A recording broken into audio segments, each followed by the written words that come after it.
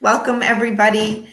So my name is Emily Denoncourt. I am the Assistant Director of Admission. I've worked at Landmark, and this is my 15th year with the admission office. I also grew up as part of the Landmark community. Both of my parents are faculty members at the elementary middle school campus.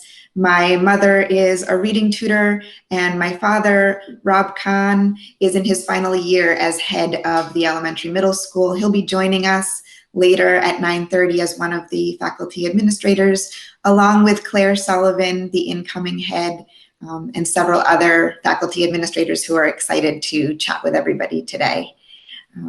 So I will get started and transition to the presentation. So just bear with me as I share a presentation with you.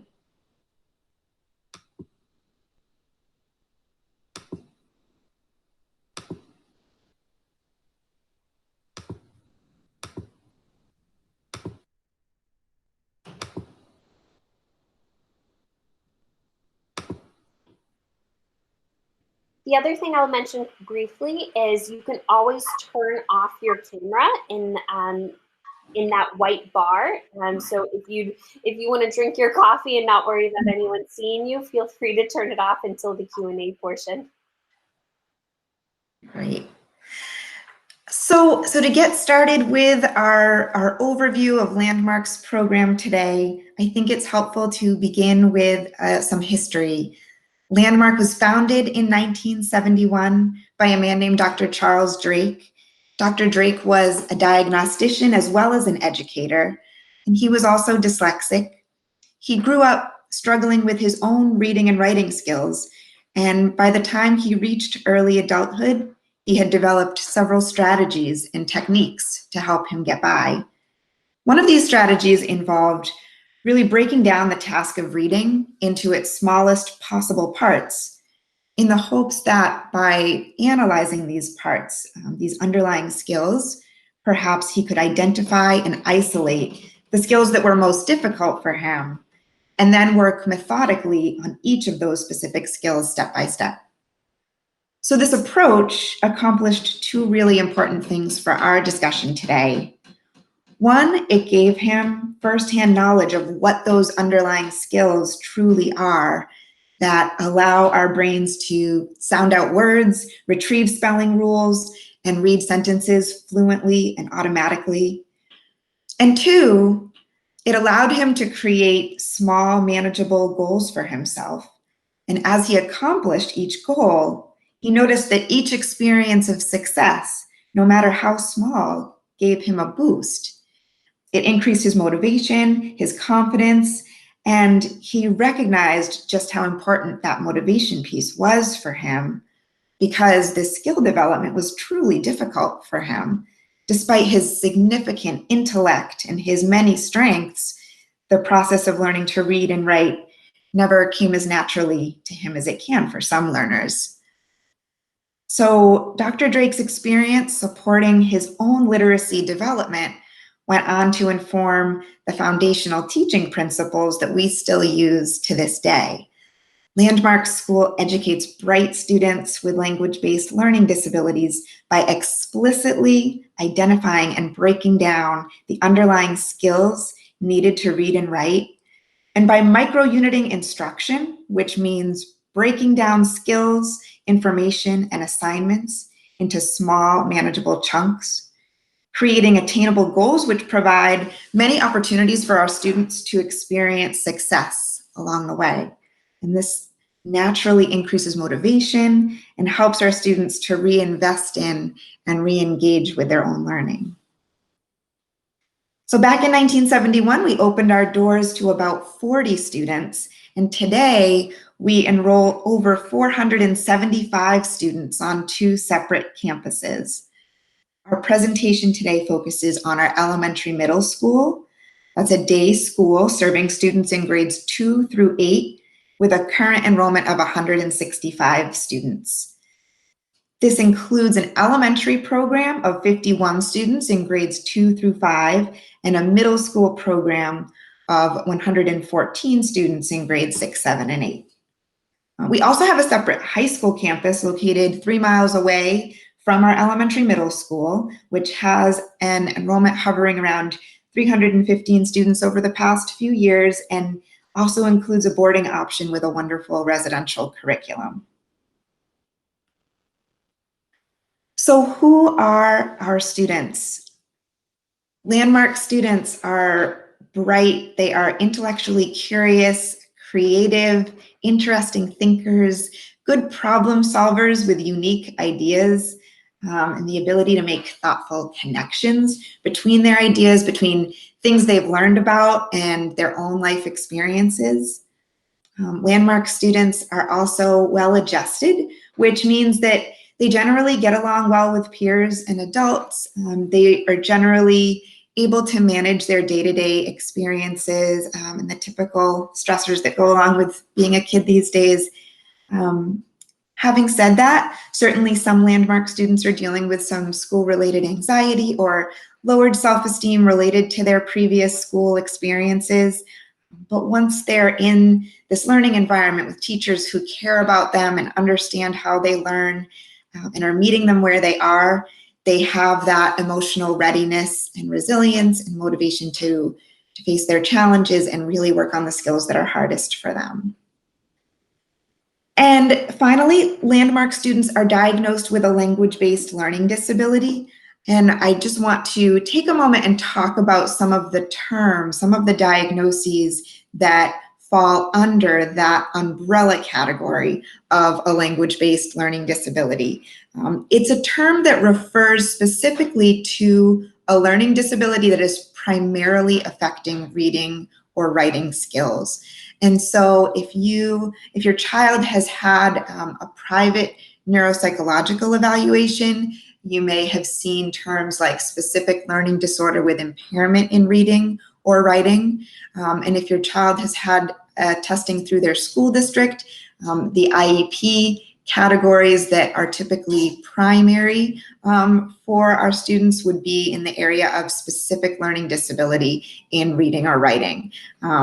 So any disorder or disability regarding reading or writing would fall under that category. The other terms that we see could sometimes be falling under the category of a communication disability or an expressive language disorder. And when we think about that specific group of diagnoses, we're really thinking about students that may be struggling with their expressive language in regards to word retrieval or the organization and formulation of language. And it's important to note that Landmark students do have strength in their receptive language. So that ability to take in language and understand it and comprehend ideas, that's a strength, but that expressive piece can be more of a struggle.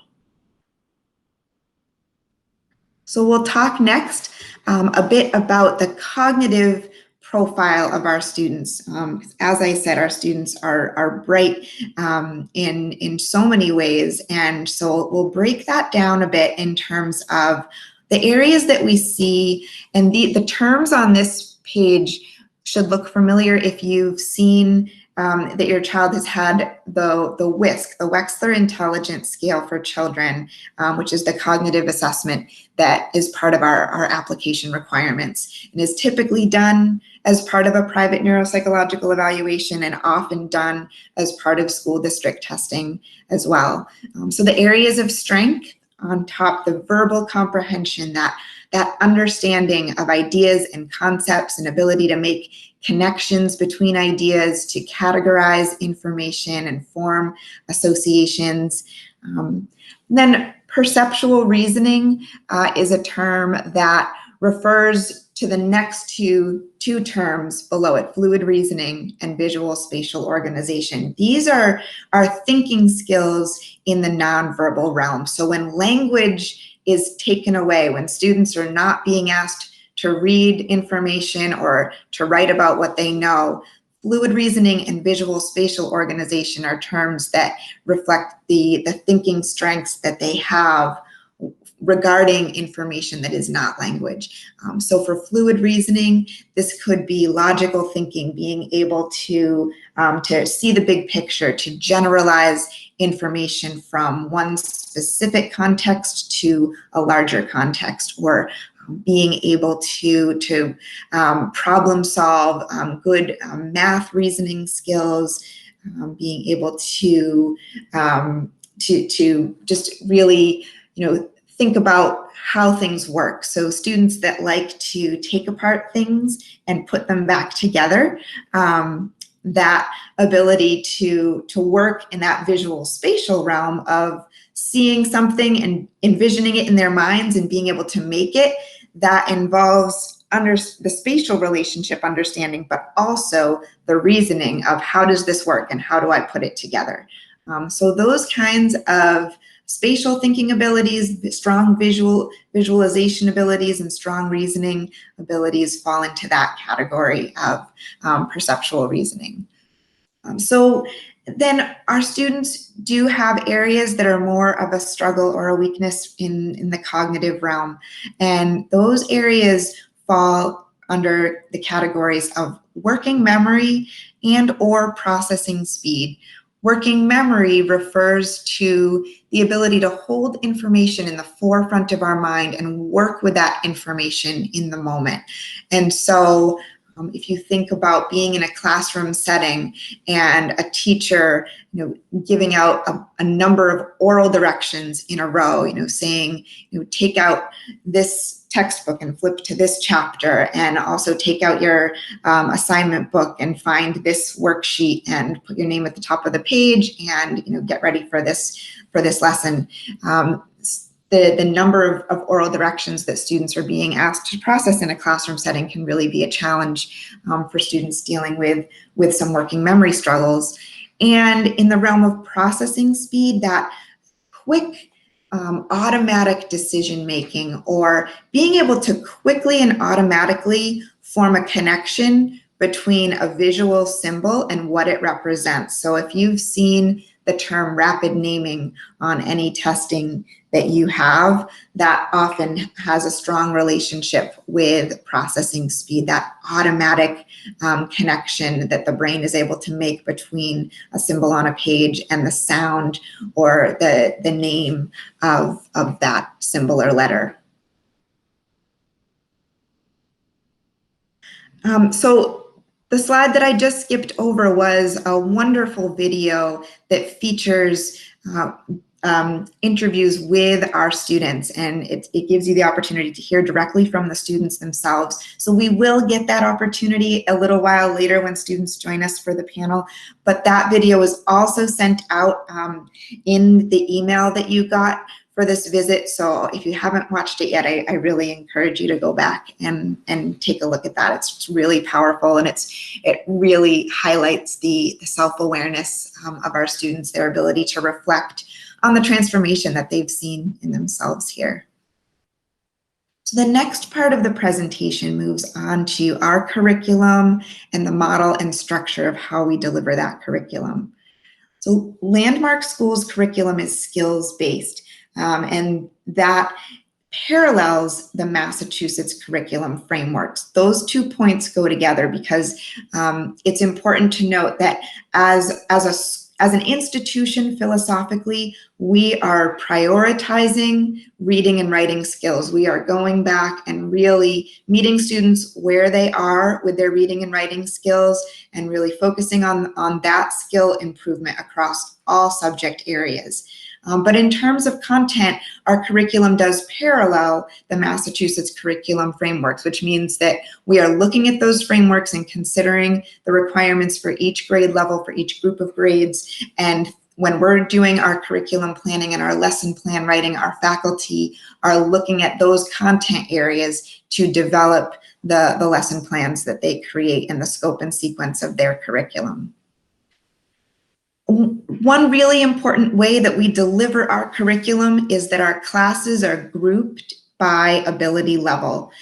So we are looking at student skill levels, especially regarding reading and writing skills, but we're also looking at aspects of their learning profile in terms of things like the working memory and processing speed and the degree of capability in those areas when we're thinking about class placement. We're thinking about math skills when looking at math classes. We have a class that I'll talk about later called oral expression, and we're looking at the expressive language ability when we're thinking about that class. So it's a very thoughtful process. We do take age and grade into account when we group students in classes. So it's not to say that we would ever have a 5th grader with a 2nd grader, or typically we would not have an 8th grader with a 6th grader. But students may be in classes together with one grade up or down because that focus is so carefully placed on learning profile and skill level when creating those groupings. And all of our classes are language-based classrooms. And a language-based classroom really focuses on the 4 areas of literacy: reading, writing, listening, and speaking. And these are skills that are emphasized across the curriculum here. So at Landmark, it's not just the language arts classes that would be focusing on these important literacy skills. They would be infused into all of our classes: math, science, social studies, across the board. Our class sizes are very small. So for the elementary program, grades 2 through 5, the classes would be groupings of about 4 to 7 students in a class. And for middle school, the class groupings are 6 to 8 students in a class. Landmark's faculty are highly trained faculty and with a very small student to teacher ratio. So there are 3 students for every 1 faculty member on the elementary middle school campus. And 78% of our faculty have their master's degree in mild to moderate special needs. And we also enroll teachers in a master's degree program if they don't yet have that degree. So we have professors that are coming onto our campus and teaching master's degree classes for our teachers so that they can be working towards that degree while they're teaching here if they don't yet have it. One additional unique feature about our curriculum and the model of our program is a faculty role called the academic advisor. Every student at Landmark has an academic advisor that really carefully oversees their students' academic schedules. So they're thinking about that thoughtful class placement that we talked about. They're thinking throughout the school year, monitoring progress in students' classes and thinking about whether or not classes are the right match in terms of the level of challenge. We'll talk in just a moment about the one-on-one tutorial class at Landmark, but the academic advisor works very closely with each student's one-on-one tutorial to really think about progress in that class and think about methodologies that can be brought into that tutorial. And the academic advisor is the main point of contact for parents. So they act as an important liaison between you and all of your child's teachers. And so it's their policy to reach out to teachers if parents have questions and be able to get information and get back to parents within a 24-hour period regarding any questions that you might have about your students' academic progress or experience. So this next slide provides an overview of all of the classes that we have at Landmark. And I think one of the most important pieces to point out is that the first 3 classes on this slide really fall under the category of language and literacy skill development. And so in a typical program, a core curriculum of language arts, math, science, and social studies, those are the core classes that you would find in almost any academic program. But here at Landmark, that language arts piece is expanded across 3 different class periods so that students are getting language and literacy skill development in three different ways. So there's the one-on-one tutorial class that every student at Landmark receives, really focusing on building up literacy skills relating to each student's individual and personal goals. And then there's the language arts group class that focuses specifically on written expression, really building up students' writing skills, and we'll talk more about that class. And then oral expression literature, so using stories and using literature as a way to help our students develop their oral expression skills. So that mode of language processing is taught explicitly as well. And then we have, to round out the core curriculum, math, science, and social studies. Each student also has an elective period, a fun period, and that period is phys ed every other day. So every student receives a phys ed class all year long, every other day during their elective period. And then there are different elective classes that can alternate with that, and we'll talk more about those later as well. Enrichment is a period, a class period that is specifically for the elementary program that provides different kinds of project-based, hands-on activities, an opportunity for students to sort of get away from their academic work at some point during their day and do some fun activities that are separate from their academic lessons that they've been doing. So the one-on-one tutorial class at Landmark is really one of the most unique and powerful features of our curriculum. This is the class that offers intensive remediation, and it's really important to note that the one-on-one tutorial is built into every single student's daily schedule. It's a part of their day, so this is never a class that students would be pulled out of other classes to go to. It doesn't happen after school or before school. It is just a typical part of each student's day. And this class is very carefully designed to meet each student's personal and individual goals relating to reading and writing skills. And we look very carefully at all of the testing that's already been done. And we do some work at the beginning of the school year to really update our sense of their underlying literacy skill areas to really create the individualized goals for that program.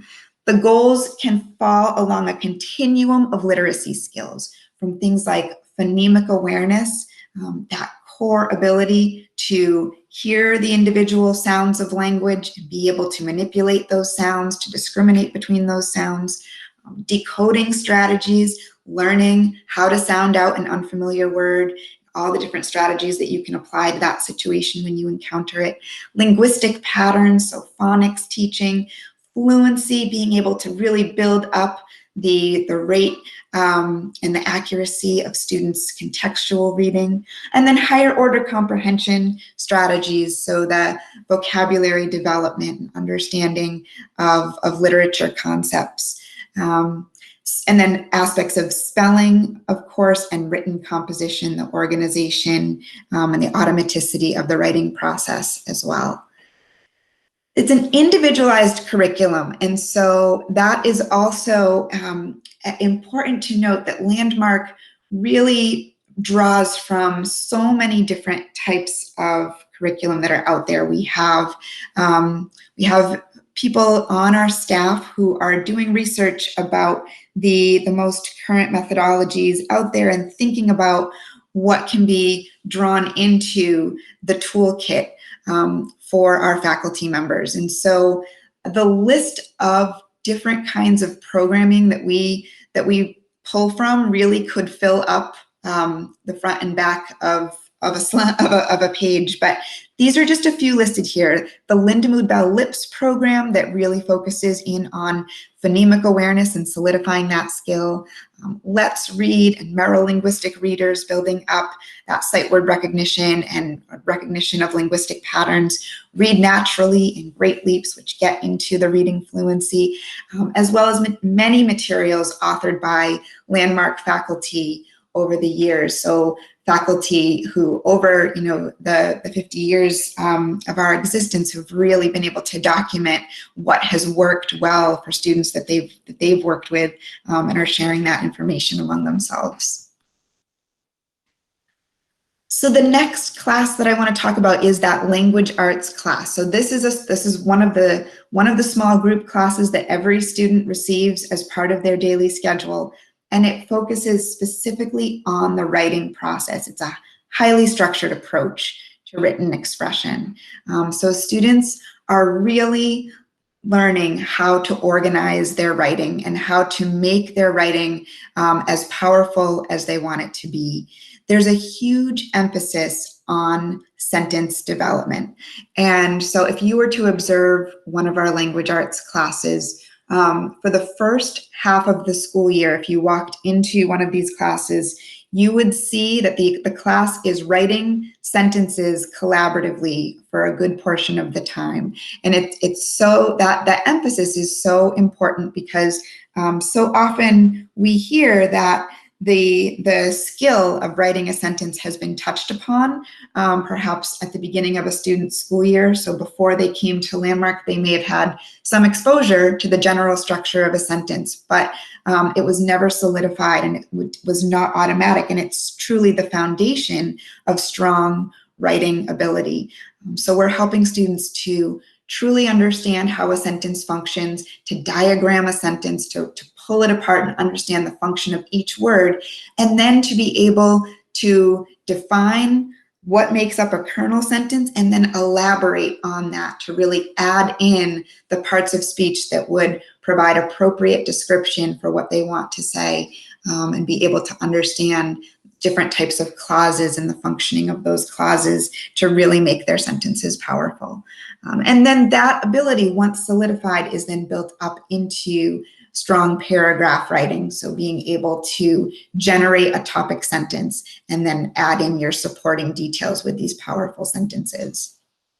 The other important piece of our language arts curriculum is the emphasis on cursive writing. So Landmark as an institution has really decided that we are going to continue to teach cursive to all of our elementary and middle school students. It's something emphasized across all grade levels and introduced for all new students to Landmark, regardless of whether or not they have really developed their cursive writing before coming here. And we really do see tremendous progress in cursive for all of our students once they're here. The reason why we feel that cursive writing is so important is that research involving brain imaging shows that cursive writing in particular activates parts of the brain associated with learning and memory much more so than printing and quite a bit more so than typing.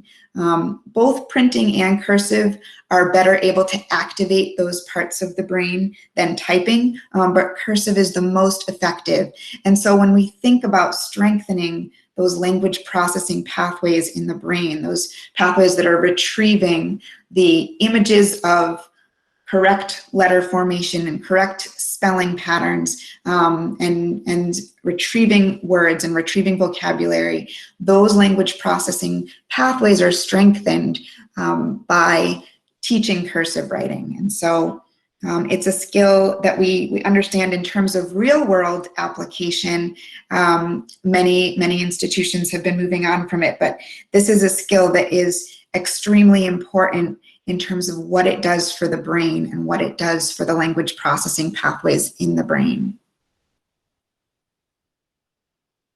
The next class that I want to talk about is our oral expression class, which focuses on the organization of oral language.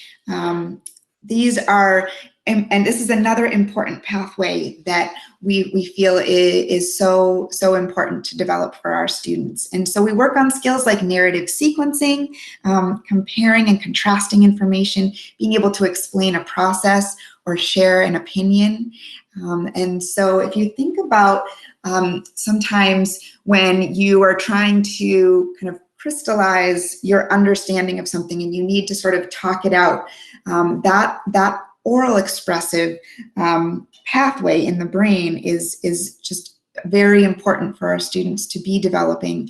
And so these specific skills help support that processing and development as well.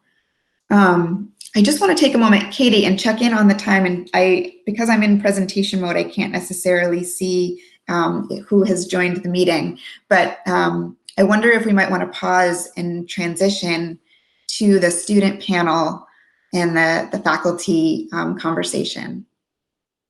Yeah, I do think that makes sense because our students are on the call with us now. These students are going to be heading off to class at 10. So I think it makes sense to jump into the Q&A and then ideally return to the presentation. Okay, great. So we'll do that now. I'm just going to switch out of presentation mode. Okay. So students, thank you for joining us today. I believe students, you should be muted when you joined the meeting. To unmute yourself, you're gonna go to that white bar and unmute. So when you're answering a question, if you could unmute, and then when you're done, mute back on. I think people are really excited to hear from you. So Aaron O'Neill, if you want to be our brave first one to start, I'd love to hear from you. If you could offer a brief introduction on your name, your grade, and how long you've been at Landmark, that would be great. Do you want to start, Aaron? Sure. I'm Aaron. I'm in 6th grade, and this is my first year at Landmark, but I have attended 3 summers. So, yeah. Thank you. Is that Megan I see? Okay, Megan, if you want to unmute, perfect. Hi, I'm Megan. This is my 2nd year, and I'm in 7th grade. Wonderful. Thank you for joining us. Let's see, which other students am I missing?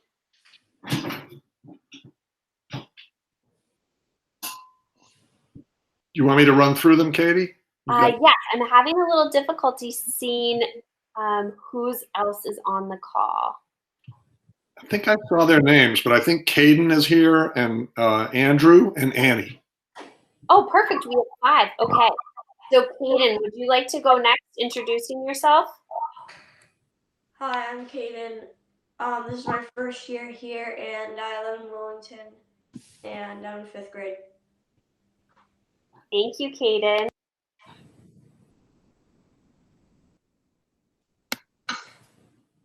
Mr. Khan, who else did you say is next? Well, we have Annie and we have Andrew Cutter. Okay, let's do Maybe. Annie.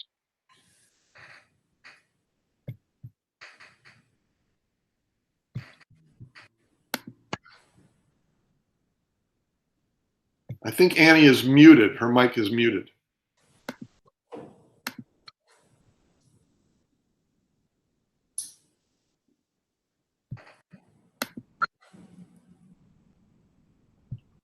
You want to try to bring in Aaron? Want to try to bring in Andrew while we're waiting Yeah, for let's do Andrew.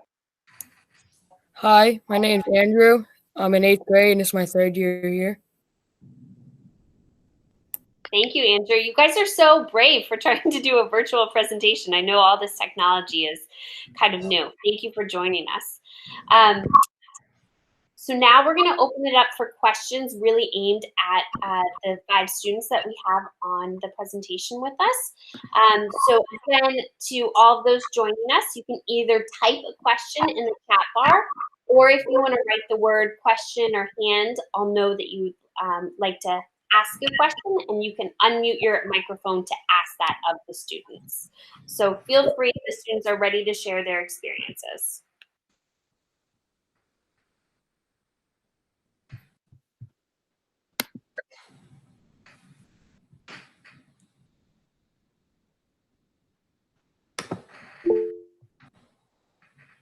Here they come. Okay, I think this one is a really good question to start with. Students, the question is, how has your experience at Landmark compared to your previous school experience? So maybe if you can think about the biggest difference from the school that you attended before to now, and share that. I think it might make sense to go into this in the same order. So Aaron, if you want to start.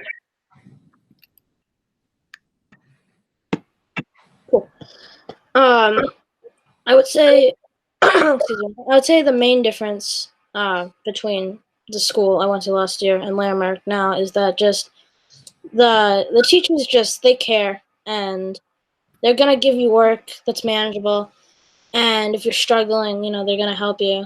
And that's definitely something that I didn't get as much last year, and it's all really nice. And, yeah.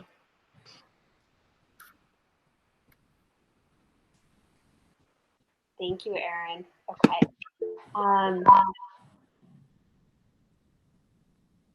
All right. So, Andrew, do you want to go next?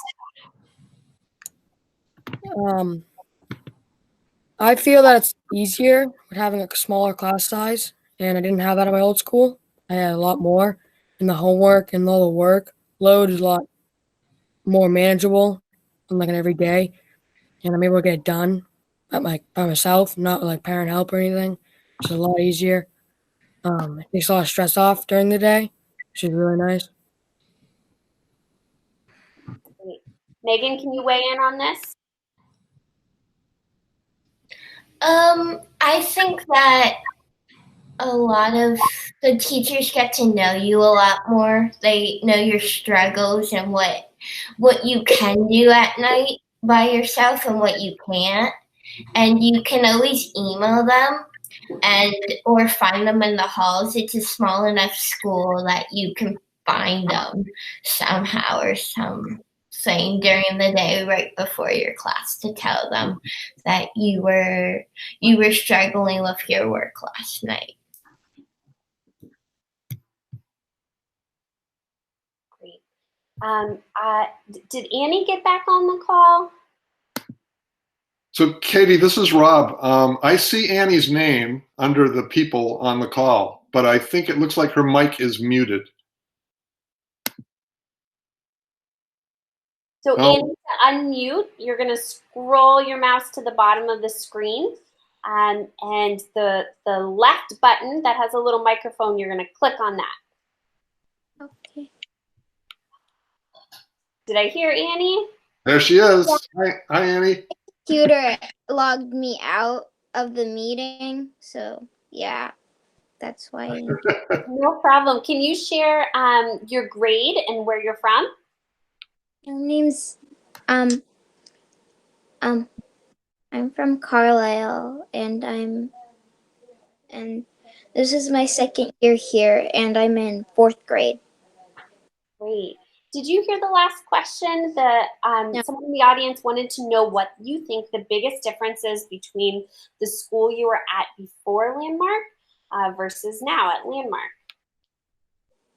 I think one of the biggest differences is that you're not pulled out of classes here, and it's nice that you get to stay in your class nearly all the time unless you have to go and see a counselor or like your academic advisor, but that doesn't happen very often. So it's really nice that you get to stay in your classes all the time here. Yeah. Thanks, Annie. We're glad you're here. Okay, so I'm going to ask the same question of Kaden, what you feel like the biggest difference is? The biggest difference is at my old school, I had a lot of stress because I had to go down to this language-based classroom, and there was this one teacher that I couldn't really understand, and she was kind of mean, and I was also getting bullied, so that would cause me more stress. And here at Landmark, there is no bullying, and the teachers can help you a lot, and they know your struggles.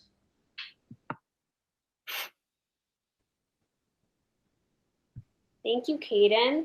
Another question that came in was about how you felt leaving your old school, if you were nervous, and how maybe thinking about how quickly you felt like you started to feel comfortable at Landmark. Kaden, since we're already on you, do you feel like comfortable with that question? Yeah. So when I left my school, I'm not excited to go to Landmark, but when I first came to Landmark, I was really nervous. because I have no idea who is there, and I know none of their names. How long did it take for you to start feeling comfortable? About a few weeks. Megan, do you want to talk about your transition and how you were feeling starting? Sure. I was nervous because I was coming in at 6th grade, so I didn't know what was going to happen, and I was at my old school for so long that I didn't really know what another school would feel like. But then I came, and in a few weeks in, I felt comfortable with everybody, but it took a little while. Gotcha. Erin, how was your transition? My transition was, I was really excited to go to Landmark. And of course, I missed some of my friends in my old school, but it only took me like a couple of weeks to get comfortable. And then it was like, it was super, because I went to the summers, I was even more comfortable. And it was definitely an easy transition for me. You mean because of the summer program, it was easier to transition? Yeah. Gotcha. Andrew, can we hear from you? For me, it was easier because I already knew 2 or 3 kids going to Landmark, so that helped. But then, and I was excited to go to Landmark. I didn't really like my old school, and it only took me a couple weeks for me to fit in or like know what the expectations were and stuff. Great, thank you. Annie, you'll be last to answer this question. Thinking about your transition to Landmark, how was there anything that you feel like Landmark did to make you feel more comfortable in those first couple weeks? My transition was, it only took me like a couple of weeks to really feel comfortable at Landmark. And one of the things that Landmark really does to help is in the first couple of weeks they do a lot of get to know you games. So that's nice. Yeah. Thank you. Okay, so another question that came up was your favorite extracurricular activity. The people who just listened to Mr. Nankor's presentation also heard about some of the electives that happen during the day. So if you guys want to share maybe something either after school or during school that's fun for you. Erin, do you mind starting us off? Something you love?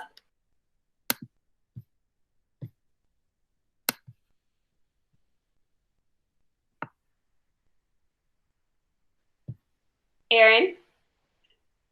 You're still muted. There you go. There we go. Sorry. So for extracurricular activities, I digital art. I really enjoyed doing that. Mrs. Flavin was a great teacher, and I was in the Milk Break band, and that was extremely fun playing with other people. So again, milk break is our snack time, right? So that's your like snack and recess. It might not. Yeah. Yeah. So after second period, your little break. So do you want to explain a little bit what the milk break band is? Yeah. So it happened I think it was Monday and Wednesday, so twice a week. And there were like 5 people in there, and we all went to the music room, and we just learned songs. And then eventually, once we got like 5 or 6 songs, we would play like a little concert in front of the school. Andrew, what's your favorite extracurricular? One of my favorite electives is bike repair.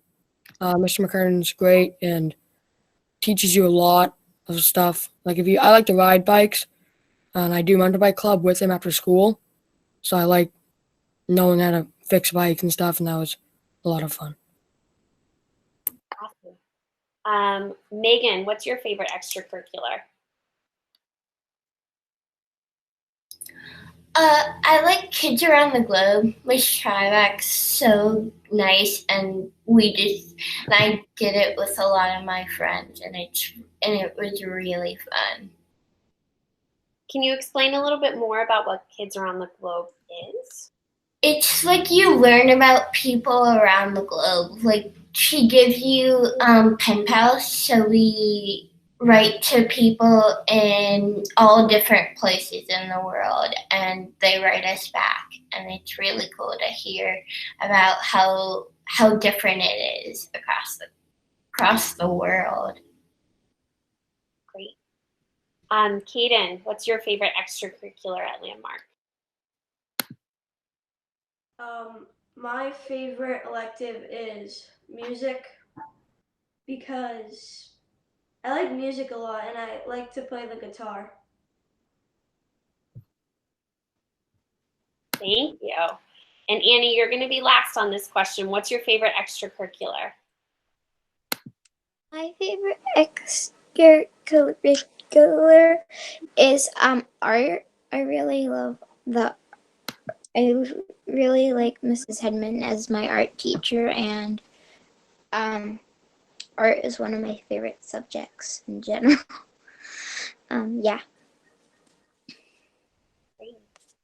Another question is about whether you guys stay in touch with your friends from your old school now that you've joined the Landmark community.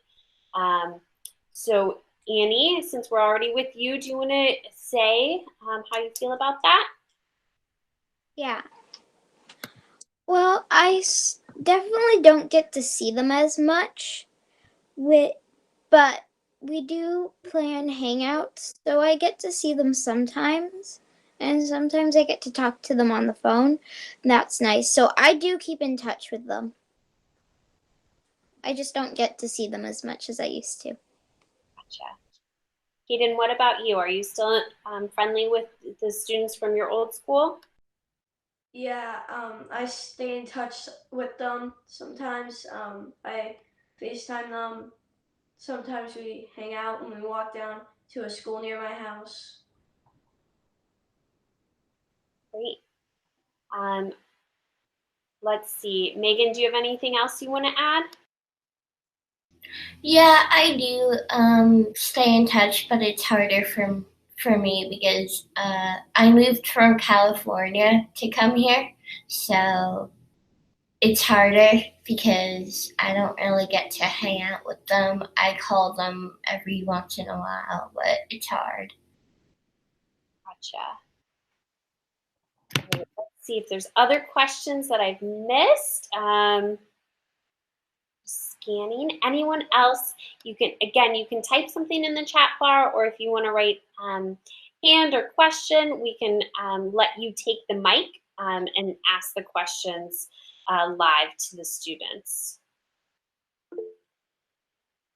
Oh, good question. So this is about remote learning. So this new phase that we're entering.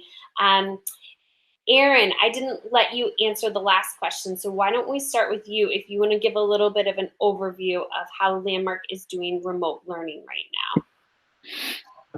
now. Well, definitely say it's going good. They're posting, each class is posting assignments every day in Google Classroom, and then there's about 2 to 3 online virtual classes a day. Depending on the day, there would be like one day would be math and science, and then the next day would be like OE and language arts. And the work's definitely manageable. And there's office hours, so if we have any questions, we could either email the teacher or just like FaceTime over Google Meets or whatever. And yeah, it's all been nice and manageable. And yeah. So Erin, you have a 10 o'clock class. What class is that today? I have tutorial. Right, and tell me about how tutorial's looking like virtually. Tutorial, well, I'm mainly reading a book. So we discuss the book and we read a little bit of the book, and then I do read naturally. So he posts stuff on Google Classroom, and over the the chat, I read it to him anytime. So we work on that Great, thank you. I think Erin did a really nice job giving an overview of what virtual learning is looking like at Landmark. So I'm going to move on to the next question. And this is, a question that just came in. Do all middle schoolers have a one-on-one tutorial? Erin, you know the answer to that. Yes. Yeah, everyone has the one-on-one every day, right? The other question that's a great one is about commuting students. So I'm going to ask this to our question to our students who have a longer commute. Annie, I think you fall into that category, correct? It's not the nicest thing having a 1 hour and 15-minute drive up and back from school every day. And traffic gets really bad when I stay after. But I think it's worth it to come to Landmark and be able to learn, be able to get better at reading and writing. One of the parents asked, do you have any tricks to make the ride easier, the commute shorter? What? Do you have any strategies that you use to make the commute a little better for you? I do listen to an Audible book on my iPad usually. Sometimes I sleep in the mornings because I get up early to get on the bus. Yeah. And that's pretty much all. Andrew, what about you? Where are you coming from? I'm coming from Hamilton, so it's only a 10-minute drive, so it's not that bad at all. So it doesn't really apply to me. It's no longer than like my old school, so it wasn't that bad. I'm going to ask one other question, though, that might apply to you. The question was, how do you feel like your confidence has changed, your confidence as a learner since you started at Landmark? I'm way more confident in the classroom, like raising your hand and stuff. Before, I would never want to speak out because I feel like I could get it wrong. Now at Landmark, having a smaller class and knowing what the teacher's talking about, I can now share my answer, and that's a lot better. So that's a benefit. And yeah. Thank you. That was a really, really thoughtful answer. Let's see, Megan, do you want to share what you feel like has changed? Sure. I've gotten a lot more confident. I've gotten a lot more confident in asking questions. I used to never ask questions. So, yeah. Annie, do you have any thoughts? Not really. They covered it? All right, let's go on to the next question.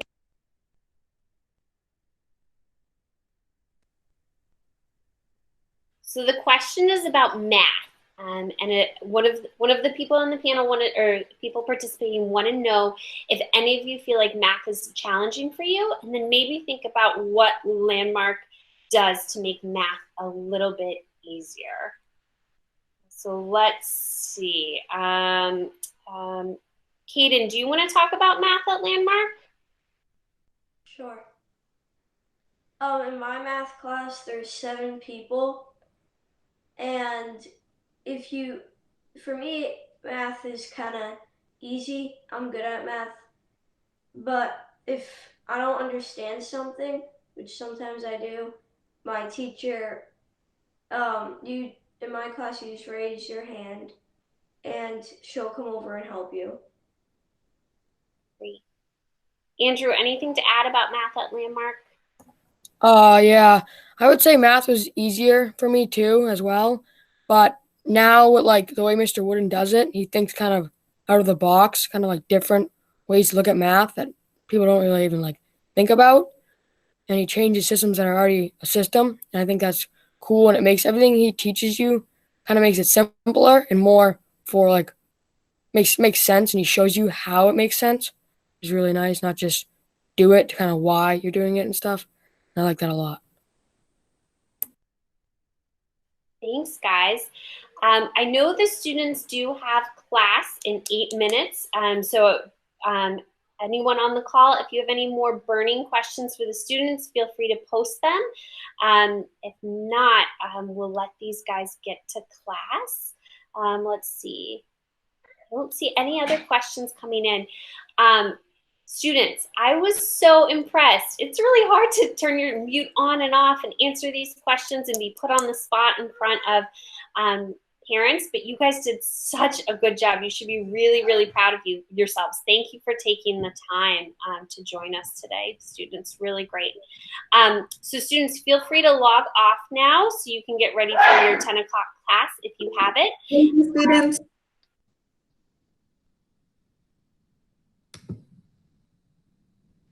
I do think we still have some of our administrators and educators on the call.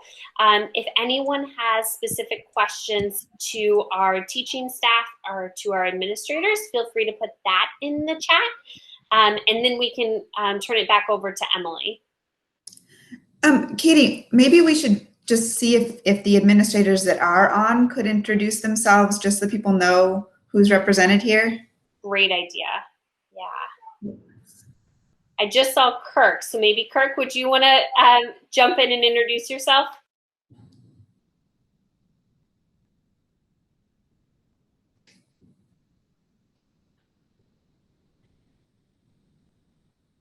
How about this?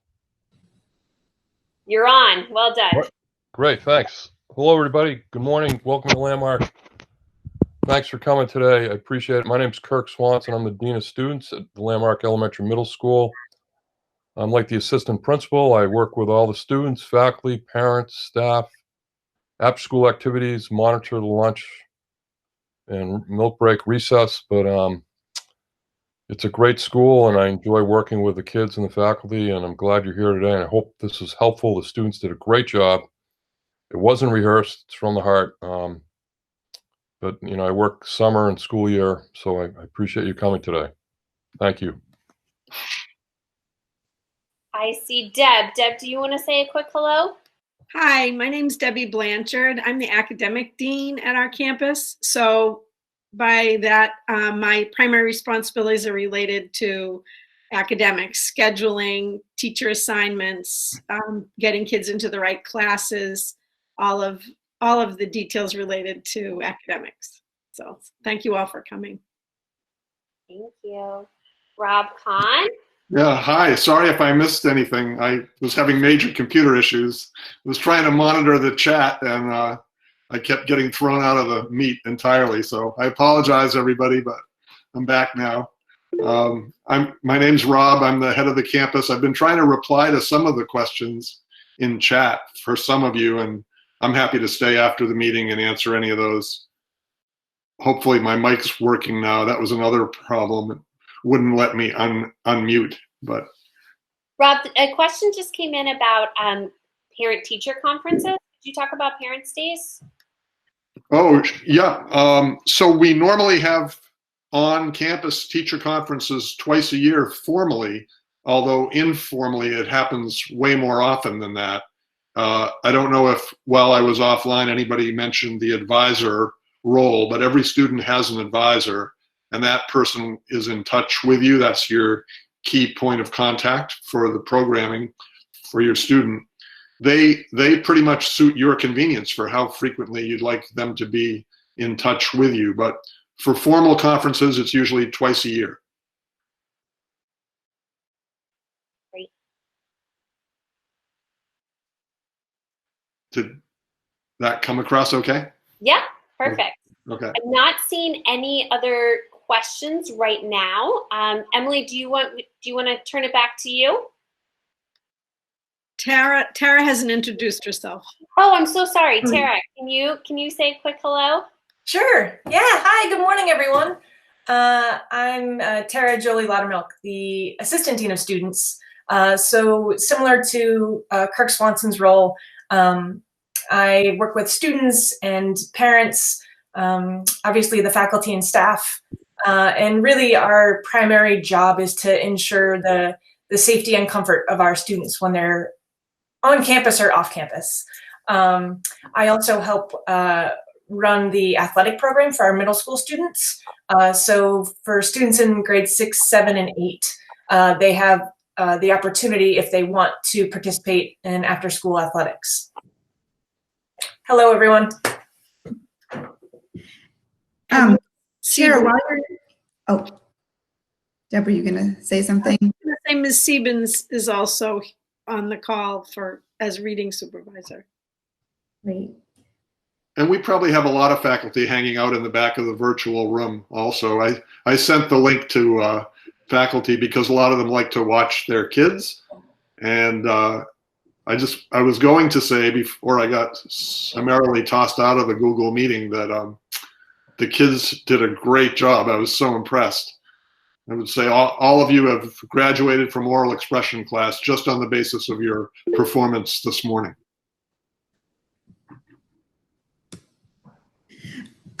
One question that I saw, and I'm not sure it was answered yet, was about transportation.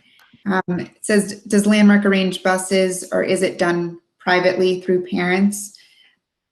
I was wondering if either Tara, I think Kirk may have left, but would anybody be able to just speak about the transportation options that are currently used this year? I'm here. Hi, Kirk. You hear me? Yes. Oh, good. Thanks.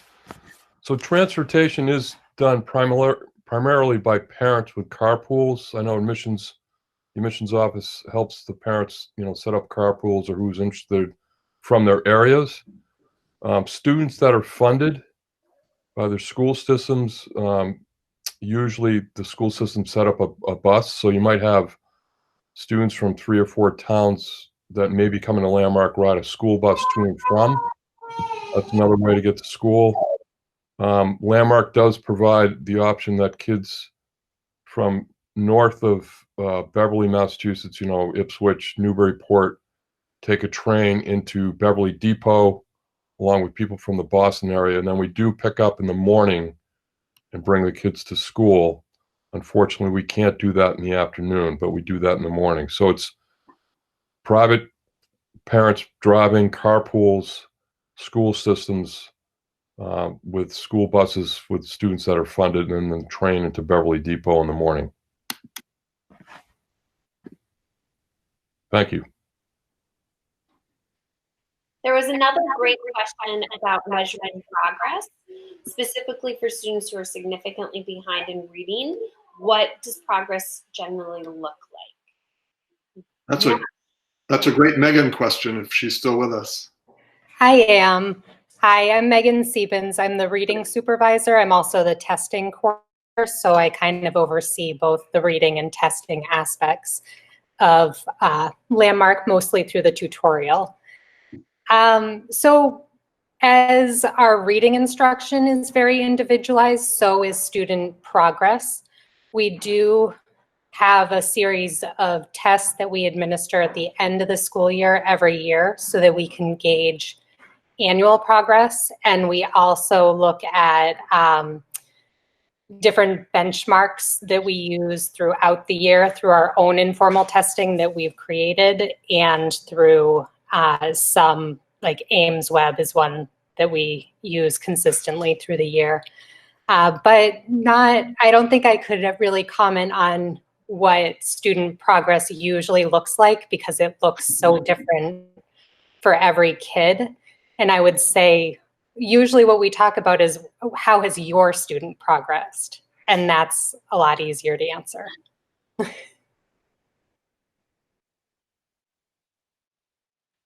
Thank you. The next question was maybe back to Tara about the sports offered for middle school.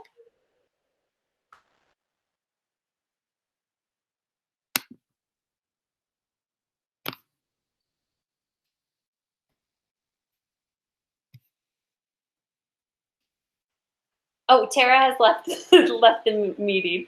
Emily, did you have a slide on that? Should we? Yeah, Kirk could probably speak to that too. Yeah, that would be great. And I do have a slide on it, but yeah, if Eric has time to talk about that, that would be great. Hi there. So middle school athletics after school is offered, as Tara said, grades 6, 7, and 8.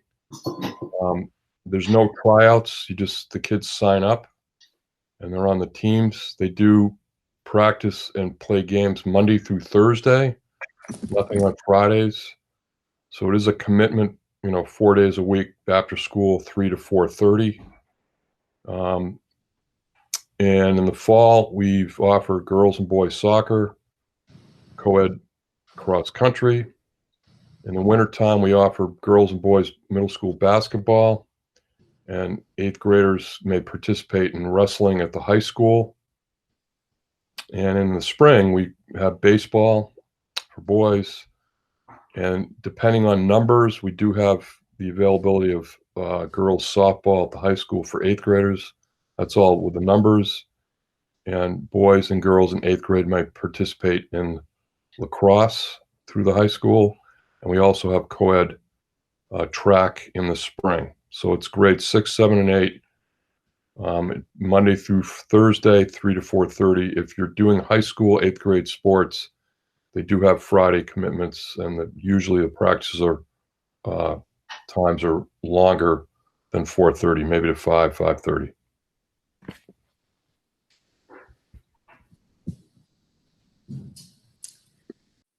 So at this point, I would be happy to continue with my presentation, just seeing if there are any other questions that would be helpful to answer while we have our faculty members.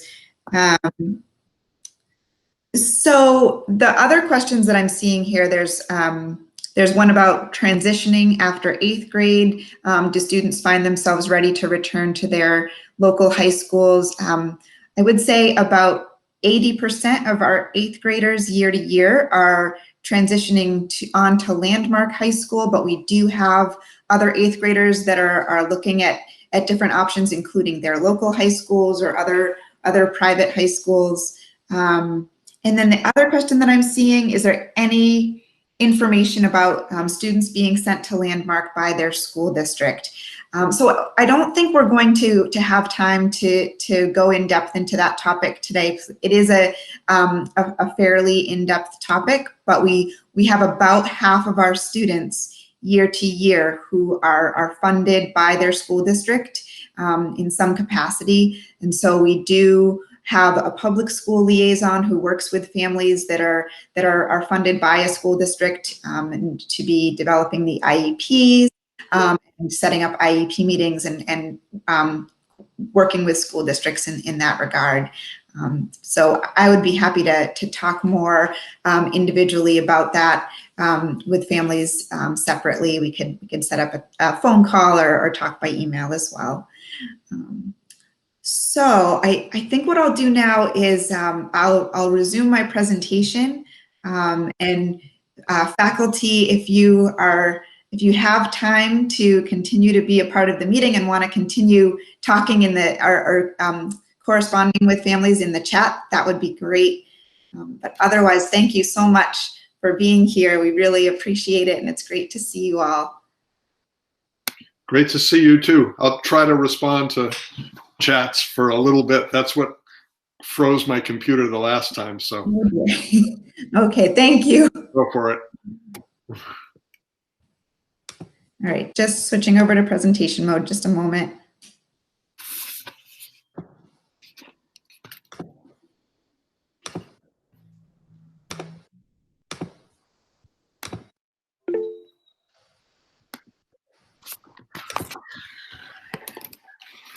All right, so we had spoken about many of the unique classes at Landmark, the language arts class focusing on writing, the oral expression literature class focusing on oral expression. We've talked a little bit about math and heard briefly about it from panelists. So our math curriculum at Landmark, as one of our parents had mentioned in their question, is designed by Christopher Wooden, the head of our elementary middle school math department. And it's a really tactile, kinesthetic, and highly visual way of teaching math.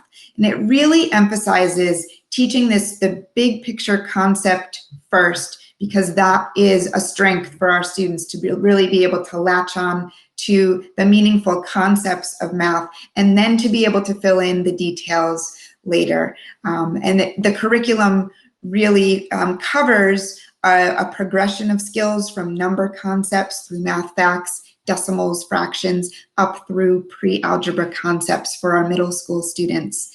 I'll just give a few examples of our math curriculum that I've observed. I had the opportunity to see an elementary class that was outside one day on our blacktop, and they were working on a multi-digit addition problem. And they were learning the concept of the columns, the ones column versus the tens column versus the hundreds column first. So that teaching the concept first through movement. And they had written the problem out in chalk on the blacktop, and they were jumping from one column to the next, using that kinesthetic movement of their bodies to help them really internalize these concepts so that they can retrieve them better later. And so then once they had those concepts solidified, they were then able to go on to the rest of the lesson of the actual step-by-step process of how do you solve that multi-digit addition problem. For middle school, an example, we have, when we're introducing the skill of plotting points on a plane, which goes on to inform learning algebraic equations, we use a Cartesian plane that is huge. It's a big grid that could take up almost the entire wall of a classroom, and it has a pulley system that goes along the bottom with flags that can be hoisted to represent each point on this plane. And so as students are learning to plot points and understand the concept of the y-axis and the x-axis, they're manipulating that pulley to hoist the flag to represent that. And when they're learning how that connects to an equation, for example, if they're learning about the equation for slope, and they are starting to plug numbers into the variables in that equation, they can manipulate the flags to represent the numbers that they're calculating in that equation. And eventually, those flags will form the shape of the slope that the equation represents. And so they really have that step-by-step hands-on experience of seeing how the equation that they're learning really relates to this visual that they're looking at, with the hands-on activity of creating that visual for themselves. So that's just an example. Those are two examples of how hands-on and kinesthetic and highly visual our math curriculum is. We have elective classes that we talked a little bit about with the students as well. So every student has an elective period built into their day, and every other day that period is phys ed class. So on the days when they don't have phys ed, we would have placed them into an elective, and we do ask for their top 3 choices and try to give them one of their preferences. But we have a wide range of elective options to choose from.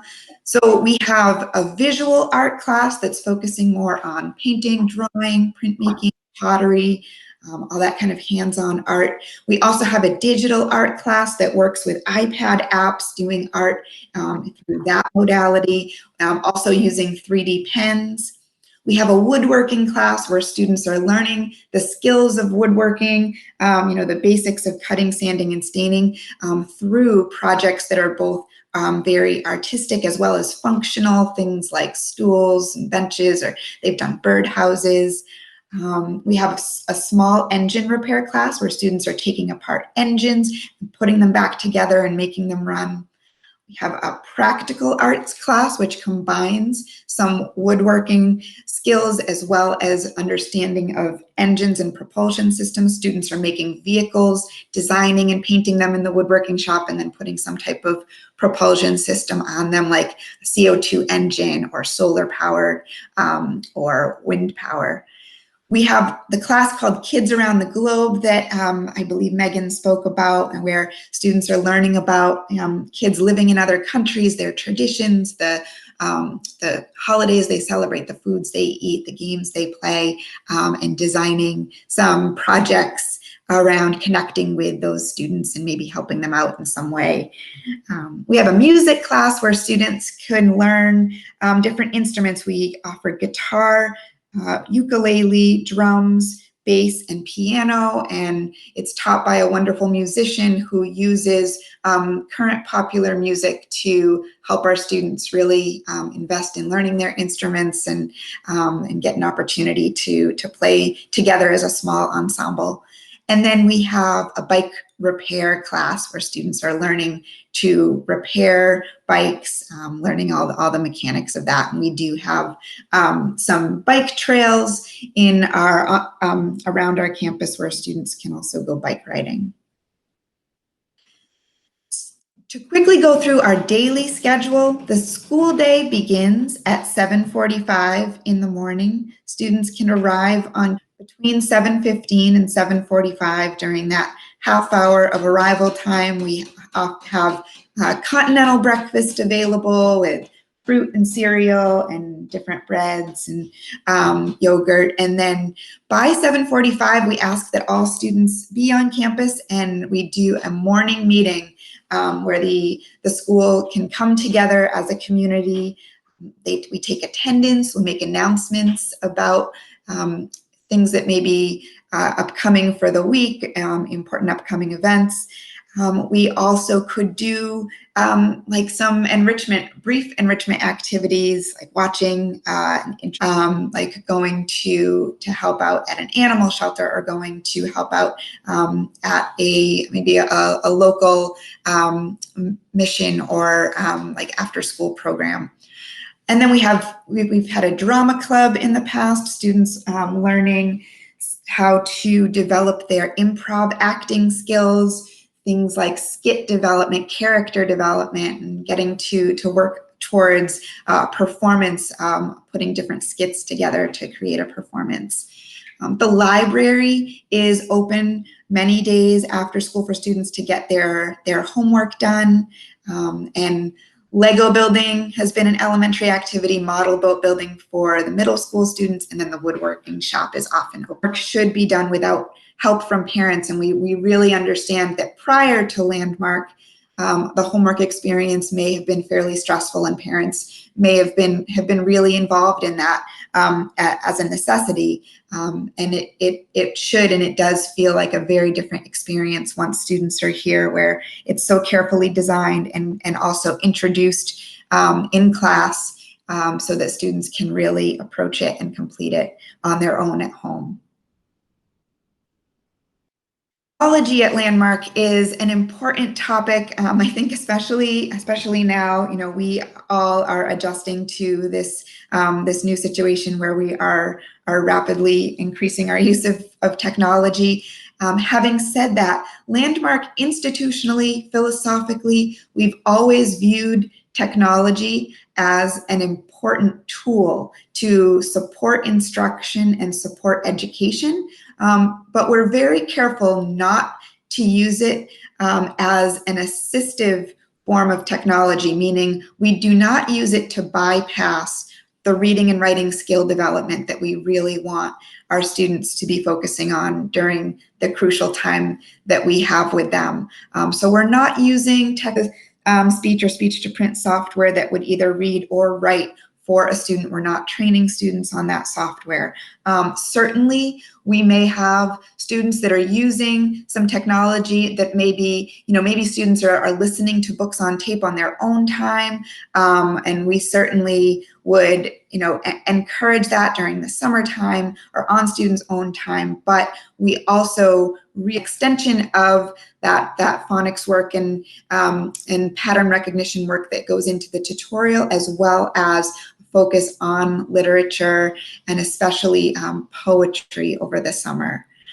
And then we have the option of afternoon activity programming So everyone that does the summer program would participate in the academic portion in the morning, and then you have the option of signing up for one of these afternoon activity programs. The Explorations program is offered for students entering grades 3 through 7, and that's a combination of a marine science activity. Students are going snorkeling, they're exploring different coastal locations on different days, and they also get an opportunity to do a little bit of kayaking.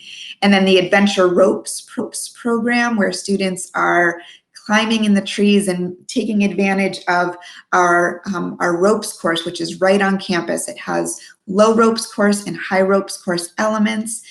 So students are learning to work together as a team, to communicate and collaborate effectively, to strategize. Thank you all again. I'm going to switch back out of presentation mode just so that I can rejoin the meeting and see you all.